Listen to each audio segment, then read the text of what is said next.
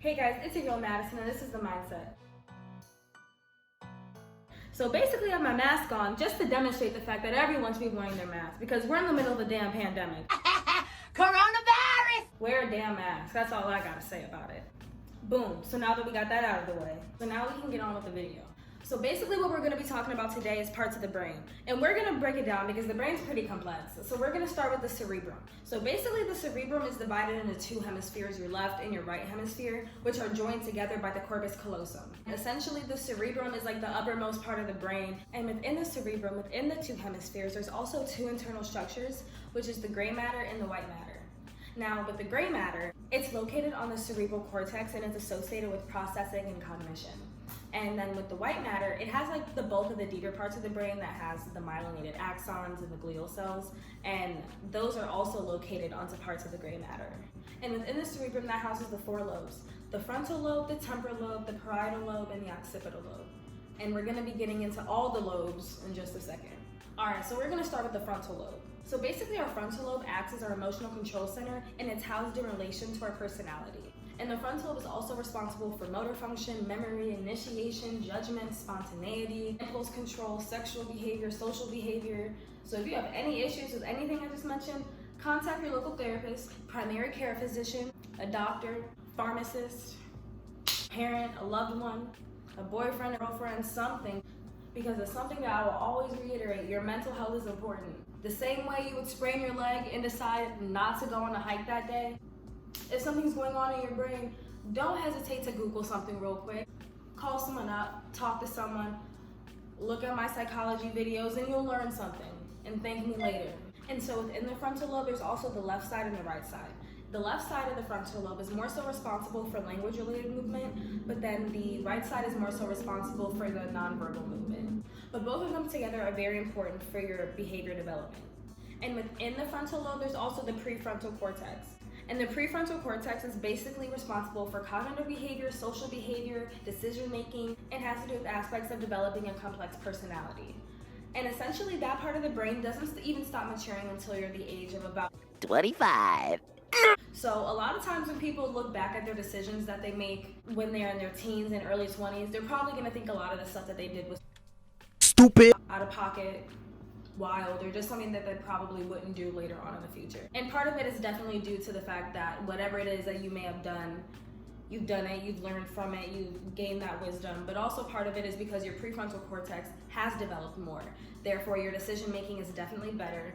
Your cognitive and social behavior has definitely improved. So any mistakes you would have made before the age of 25, you're probably gonna feel some type of way about it. But also with having that information, it's very important to understand the fact that once that prefrontal cortex is pretty much developed by the age of 25, that basically solidifies how your personality is gonna be around that time. So if you're one of those people who is a procrastinator, someone who doesn't have a good work ethic, someone who doesn't have things figured out, if you're someone who's lacking in a lot of categories, or if there's any talents or abilities that you want to learn and hone in on, you should really water yourself and nourish yourself to grow in the areas that you want to strengthen yourself in. It will be in your best interest to figure out things for yourself and how you want your life to be, how you want things to be mapped out.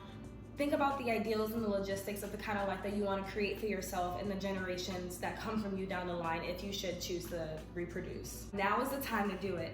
Invest in stocks, learn something new, go out there, try something interesting, and be very careful when you do it, be very intentional. Do something wild as long as you also kind of know what you're doing at the same time. Don't just be wild, but be like wild and smart. A smart wild. huh? Next, we're going to talk about the occipital lobe.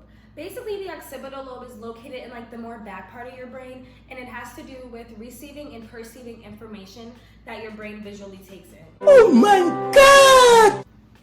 So if you've most likely ever been in a situation where you see something from far away or from very close up and you're trying to interpret exactly what you're seeing, or if you're trying to see if you recognize somebody, or even if you've seen one of those memes where everything's just kind of jumbled up and nothing makes sense, more than likely that's your occipital lobe trying to perceive the information that is received and do something with that so that your brain can understand what it means. Wow! The occipital lobe also deals with facial cognition, memory information, depth perception, color determination, and other things like that. And the fusiform gyrus is also within that, but it also goes by the other name of the occipital temporal gyrus, which, as I'm sure you can guess, is in the relative realm of both the occipital lobe and the temporal lobe, and it has to do with facial recognition. One side of the fusiform gyrus, it more so has to do with sensation and perception, and the other side is more so focused on integrating the sensory input with the visual system. And the next one is the parietal lobe, which is really important with the sensory information that it integrates with your brain. And it has to do with the perception of your senses, whether it be taste, touch, smelling, hearing, seeing, whatever it may be, the parietal lobe is there to do it.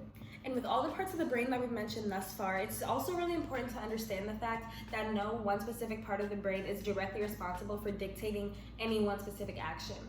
All individual parts of the brain are responsible for their relative functions, but they all play a cohesive role together in interpreting and receiving, perceiving, and responding to all the information that comes in at you at hand. The parietal lobe is also responsible for interpreting information that respond with touch, pain, and temperature. Next, we have the temporal lobe, and it's on both the left hemisphere and the right hemisphere of the brain, and it has to do with perceiving auditory information.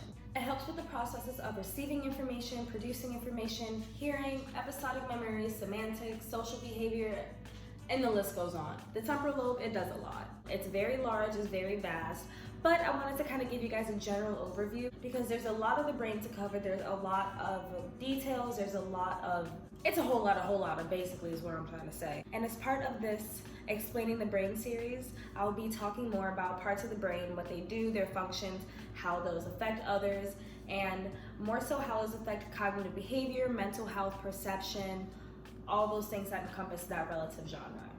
So basically, I'm kind of done with this video. Thank you guys so much for supporting this video and supporting me and my channel as well. And I urge everyone to stay active, stay protected, be socially aware, be self-aware, and keep yourself covered.